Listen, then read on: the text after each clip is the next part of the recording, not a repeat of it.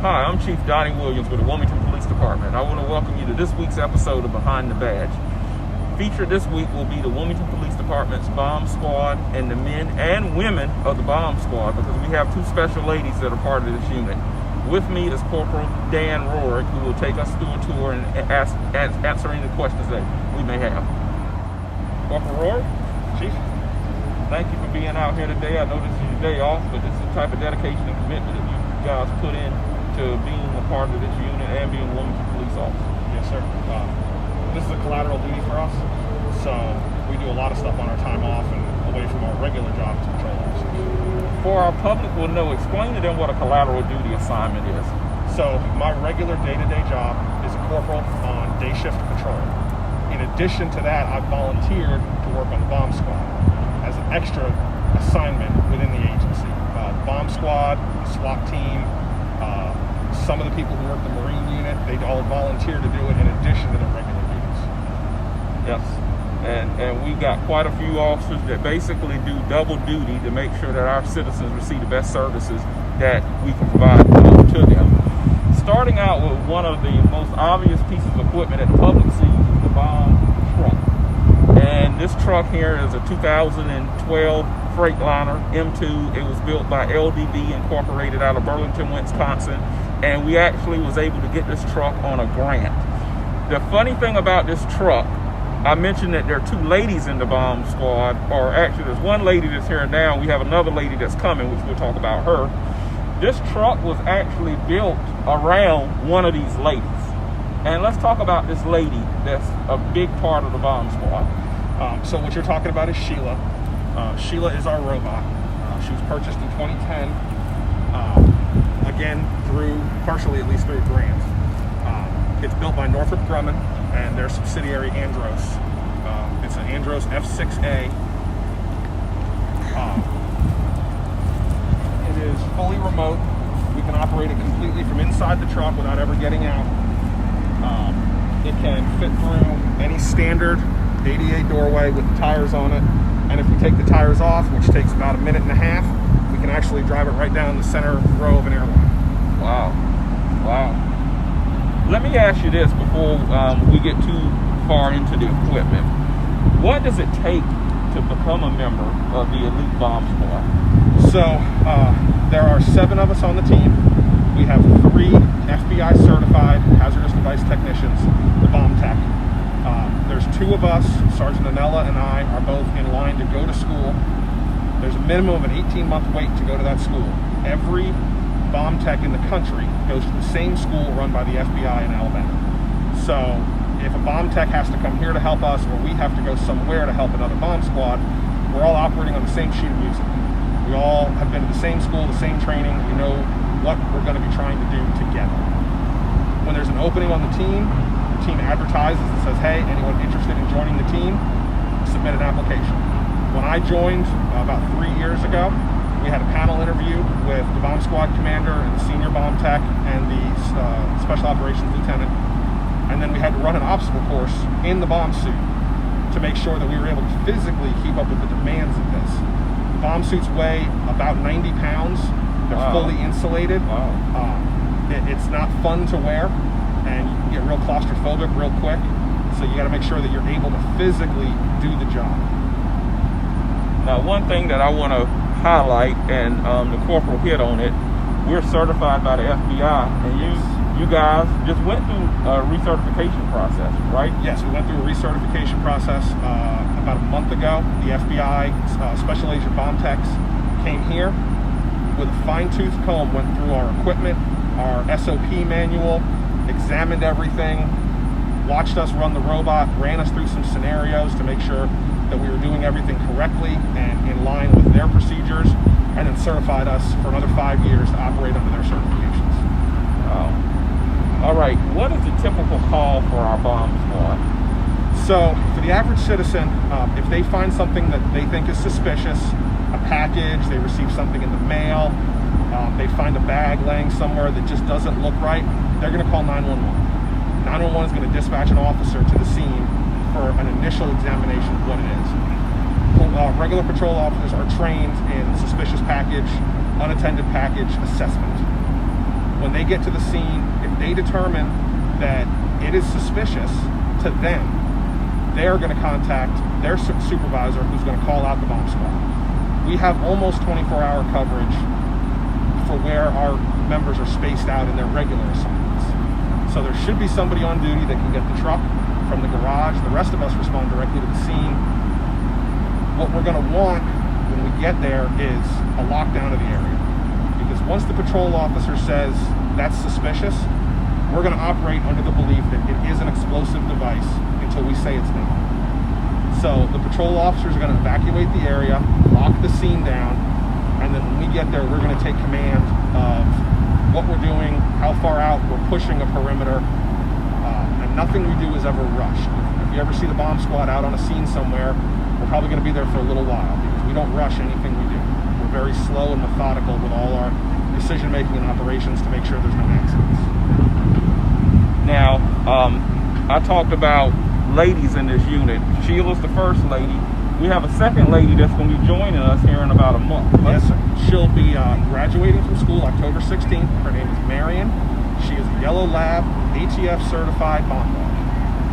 Officer Matt Griffith is in Virginia right now. Had a 10-week school with Marion, learning how to work with her and do searches. And they'll be back in the middle of October and ready to roll with us. Wow, and I'm very excited about Marion. We will make Marion available for the public to actually come out and meet Marion along with myself and other members of our bomb squad. Corporal Rourke is going to take us inside of the bomb truck and explain to us some of the equipment and what goes on inside of the truck during an actual operation. Corporal Rourke, this one.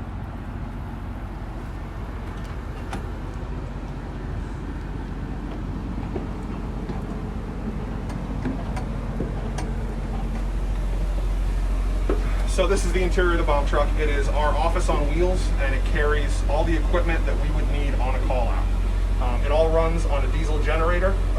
We have run this thing all day and only used a quarter of a tank of gas, so we are prepared for highly extended operations should we need to. The first thing to highlight is this big box here. This is where we operate the robot from. It operates on the antennas here.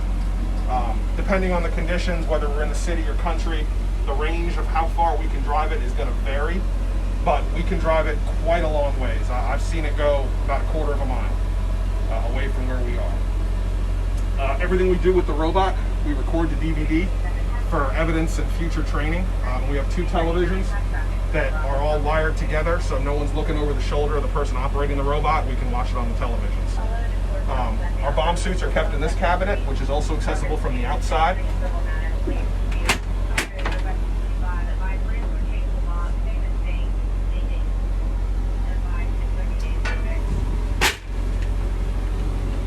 Our cabinets here contain a lot of the stuff we use day to day. Tyvek suits, equipment for operating the robot, another television we can put outside if we have so many people working with us, we can put them outside, all those types of things. Now, on large operations, we have the ability to take our mobile command post and pull it beside our bomb truck, and we can actually plug the 2 trucks together. So the staff that's sitting inside the mobile command post can see what these guys are seeing in the bomb truck without having to put all of these people inside of your vehicle. It does get a little cramped in here.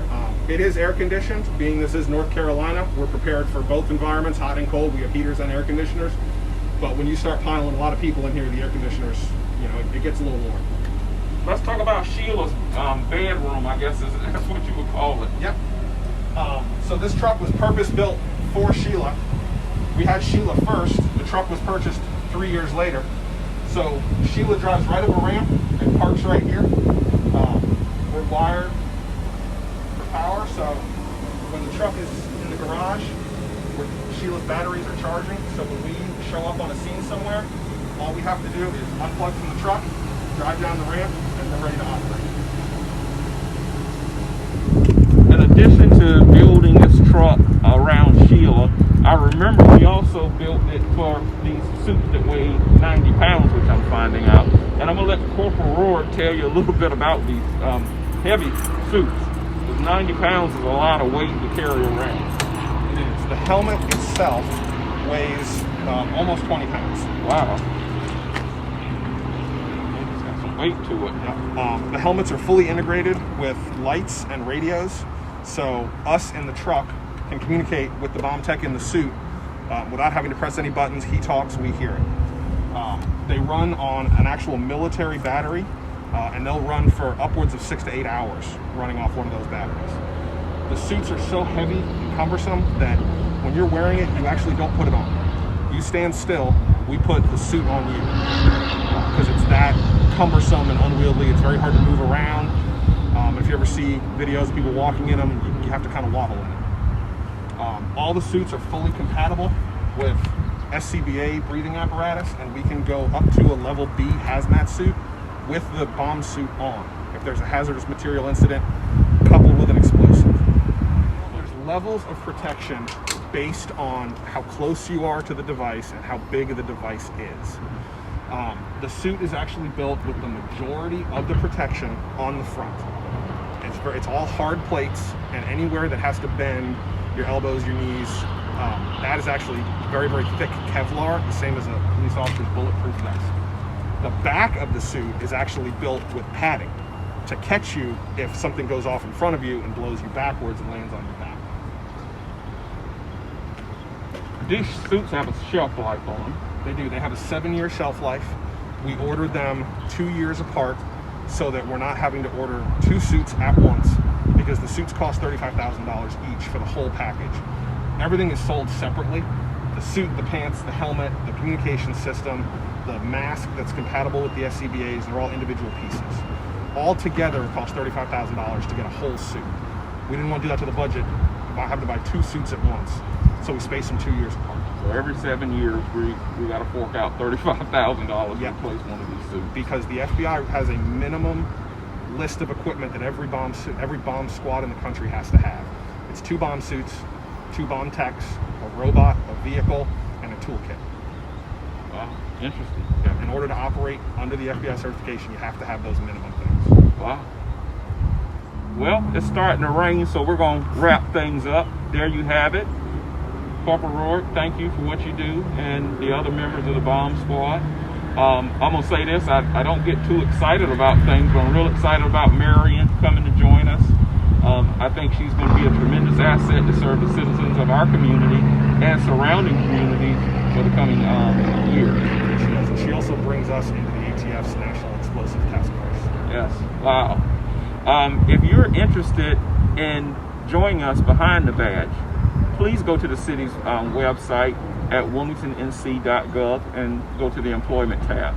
If you have any ideas or suggestions for behind the badge, please email them to us at officeofthechief@wilmingtonnc.gov. Please put in the subject area behind the badge ideas. Thank you for watching, and we'll have a great episode for you next week.